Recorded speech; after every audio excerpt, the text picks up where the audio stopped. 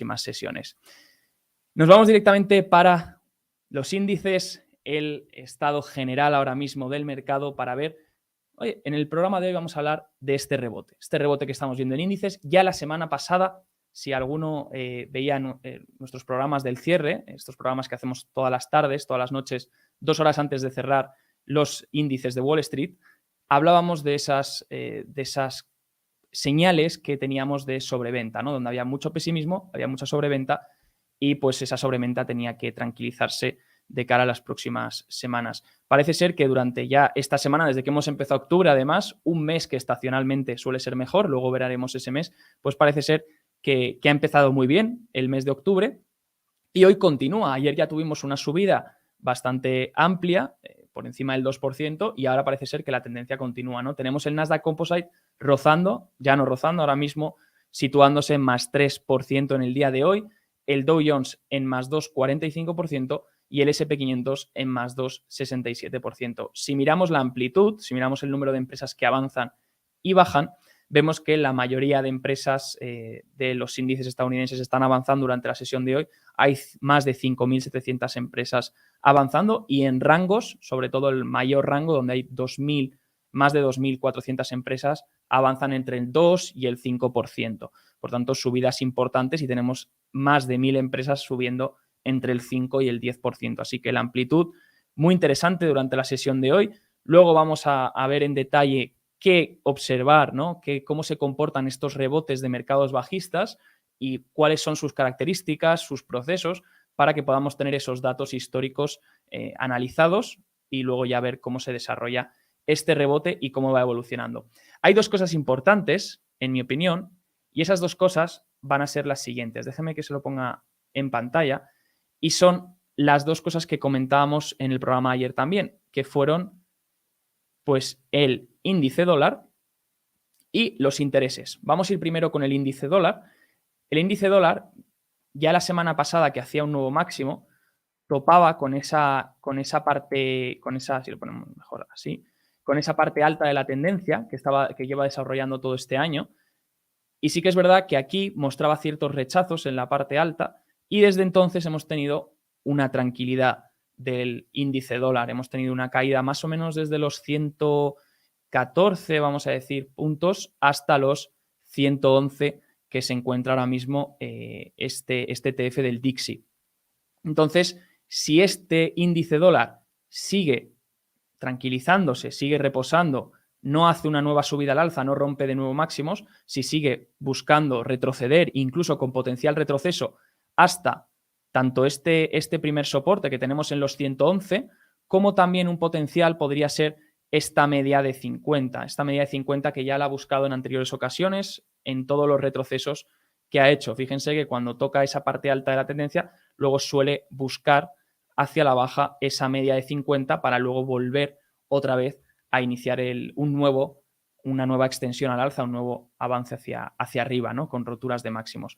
Entonces, ahora pues podríamos tener un potencial retroceso hasta esa media de 50. Si esto ocurriese, sería el mejor escenario para los índices, ya que a medida que el dólar se vaya tranquilizando, pues va a dar potencial subida a los activos de riesgo, a los metales preciosos, también a los índices y a los diferentes activos en general. Por tanto, si conseguimos ver que este índice dólar mantiene ese retroceso por ahora, pues podrá dar todavía más alivio a los índices. ¿Que vuelve otra vez a buscar máximos y a acelerar de nuevo al alza? Pues tengamos cuidado y tengamos precaución porque entonces los índices podrían volver a retroceder.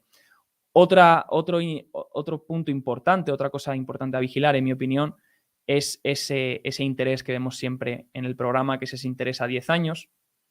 En este caso, si lo miramos con el ETF del TNX, el ETF lo que mide, si lo dividimos por 10, tenemos el interés del 10 años y lo que mide es ese interés, cómo va evolucionando.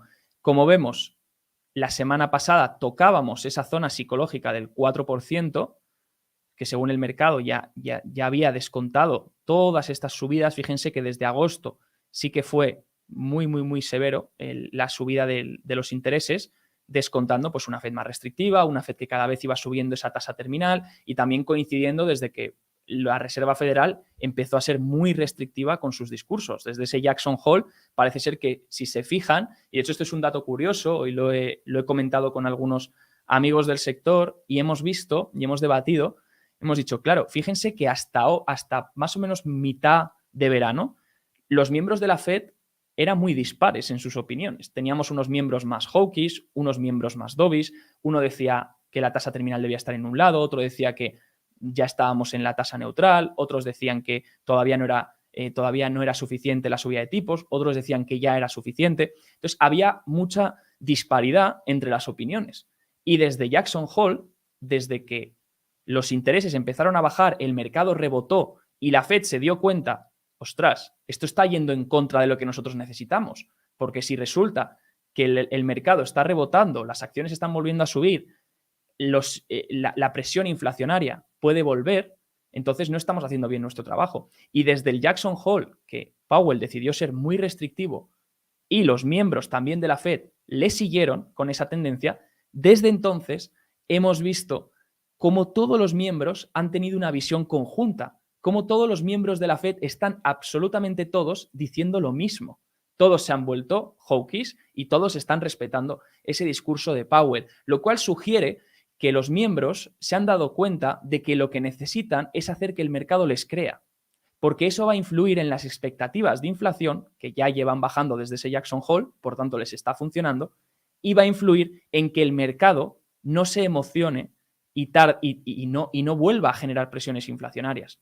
Ahora bien, esa subida de intereses tan rápida se va notando, y cuando los intereses llegan a una tasa que ya dices, oye, esta tasa podría ser la correcta, porque claro, si resulta que para final de año el objetivo está, vamos a mirar ahora mismo exactamente qué se descuenta para final de año por el mercado, pero si para final de año nos vamos aquí al FedWatch Tool y ponemos 14 de diciembre, que es la última reunión, vemos que la mayor probabilidad se descuenta en llegar a 4,25, 4,50. Si los intereses a corto plazo te llegan al 4,25, 4,50, la curva tendría un aspecto así. Va de arriba, pero luego va frenando y reduciendo, porque se supone que esa es la tasa más o menos terminal, igual un poco más alta, según han dicho los miembros de la Fed. Pero luego los intereses entonces del 10 años tendrían que estar un poquito ligeramente por debajo de esa tasa, ¿no? Esperando que a 10 años pues, esto haga efecto y por tanto los intereses no tengan que mantenerse siempre a un 4,5, sino que puedan reducir a un 3,5, a un 3,75 o incluso por debajo. Entonces, el 10 años, cuando se topa con ahora mismo, disculpen, con un 4%, el interés del 10 años ya ha hecho el trabajo de subidas de tipos por lo menos hasta final de año. Ya se ha adelantado el mercado y le está haciendo el trabajo a la Fed. Entonces, la pregunta aquí es, ¿va a superar ese 4%? Pues es difícil saberlo, pero en principio, si la Fed no aprieta más y no dice que la tasa terminal todavía está más lejos o no anuncia mayores subidas de tipos, parece ser que el 10 años en un 4% ya estaría en una tasa considerablemente interesante, donde ya pues, parece ser que habría descontado esas subidas de tipos si lo miramos en perspectiva a 10 años, porque también los tipos reales a 10 años ya están por encima, ya están en positivo y han doblado los niveles que teníamos en verano. Ahora mismo se sitúan en rango de 1,5, 1,6% si miramos los bonos ligados a la inflación y lo utilizamos como una medida aproximada de los tipos reales a 10 años. Entonces, ese 4% en una zona psicológica donde el mercado se ha dado cuenta, oye, pues a lo mejor entre el 3,5 y el 4%, ahora mismo, según lo que tenemos, los últimos datos que tenemos de la Fed y lo último que conocemos, pues ahora mismo puede ser una tasa considerable para mantenerse ahí. Entonces, esa puede ser una de las opciones. Ahora hemos visto un retroceso desde el 4 que se tocó, todos fueron noticias, se llega a ese 4%, fue todo obviamente se le dio mucha importancia, porque claro, el 4% es una zona muy clave, y a partir de aquí pues fue bajando y ahora mismo se sitúa en el 3,63%.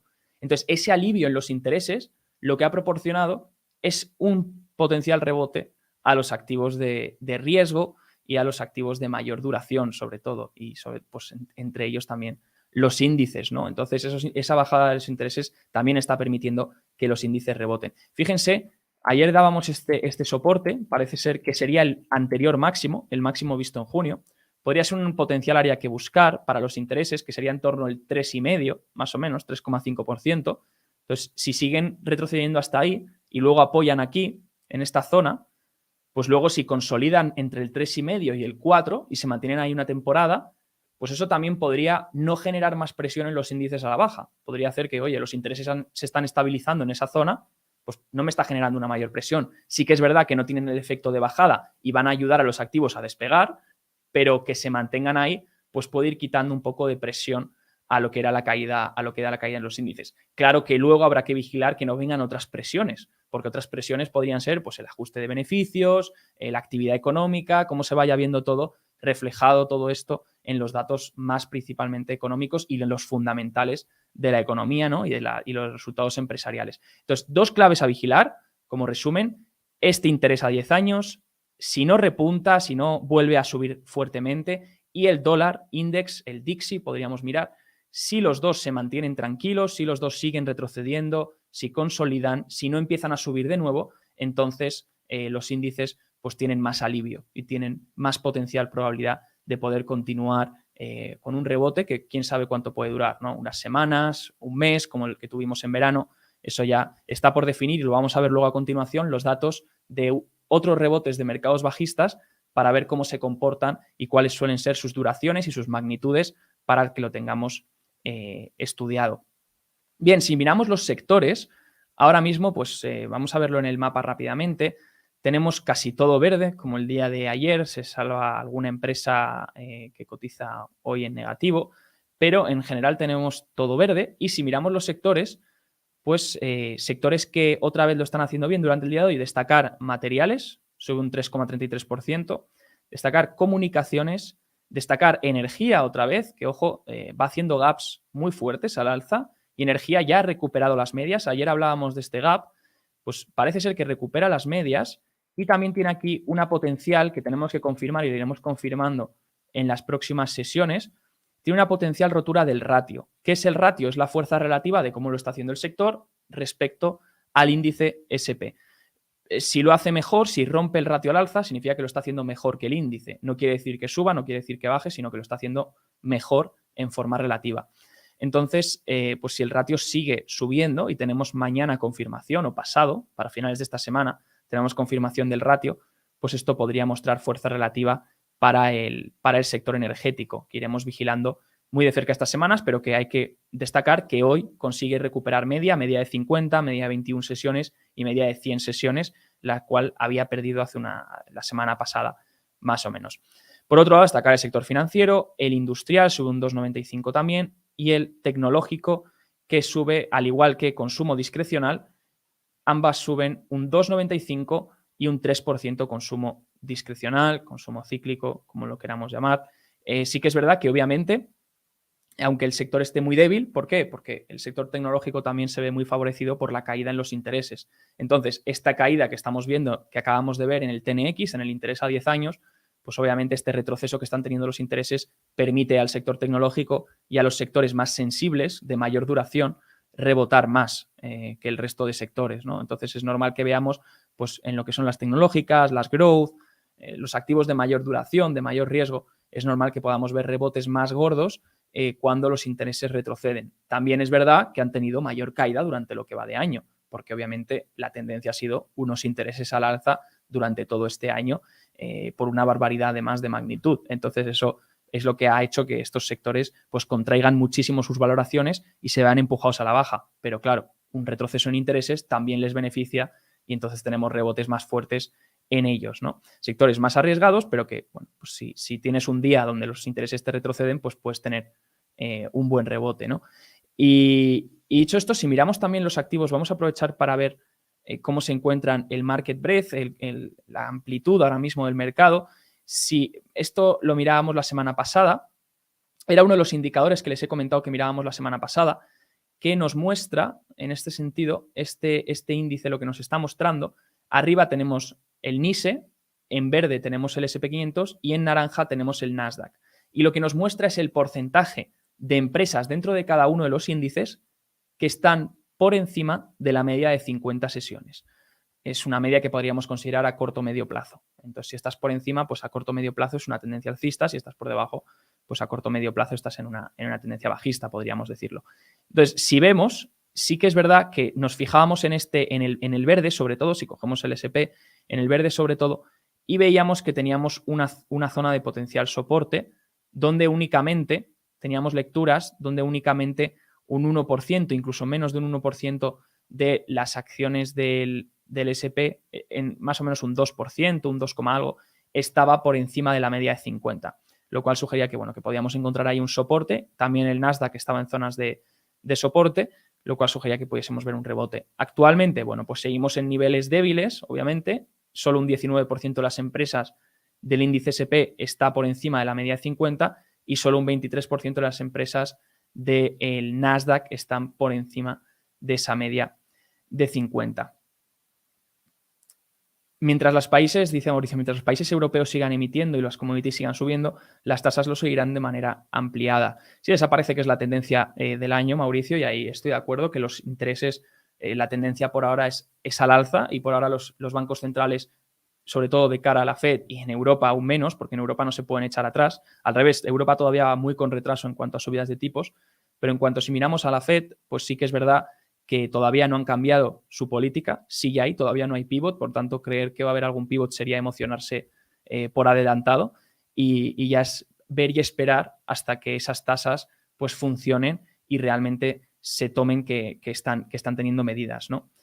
Por ahora lo que estábamos comentando es un retroceso, obviamente, ese retroceso dentro de una tendencia alcista, porque al final no deja de ser una tendencia alcista, si lo vemos aquí, pues estamos viendo que el TNX lleva una tendencia al alza desde todo el año, desde 2020, de hecho, y esa tendencia no deja de ser al alza, pero estos retrocesos, tanto estos retrocesos como estos retrocesos, como este retroceso, pues con potencial de que se alargue este retroceso, pues es lo que da alivio a los índices para tener rebotes. De hecho, si ponemos por aquí, por ejemplo, vamos a poner para que se vea bien, vamos a poner el precio del SP para que veamos bien más o menos esa correlación y lo vamos a invertir. Vamos a ponerlo aquí y vamos a invertirlo. Y como vemos, ahora mismo la línea verde representa el índice estadounidense, el SP500, y como vemos, está invertido el índice SP500, ¿de acuerdo? Está invertido. Por tanto, como vemos, el gráfico verde cayendo hoy porque está subiendo el índice, por eso estamos invertidos en la gráfica, pero lo que vemos es que se comporta pues como los intereses, ¿no? Durante este año. Entonces, ¿de qué está dependiendo los rebotes de este año? De qué están haciendo los intereses, sobre todo en la parte más larga de la curva. Estos, por ejemplo, intereses a 10 años, pues si hay un retroceso en los intereses a 10 años, hace que los índices puedan rebotar y por eso vemos que la correlación es inversa, porque ahora lo tenemos invertido en el gráfico, ¿no? Pero es inversa. Aquí vemos que se comportan igual porque la gráfica verde está invertida. Pero eso es lo que les quería traer hoy. Dicho esto, bueno,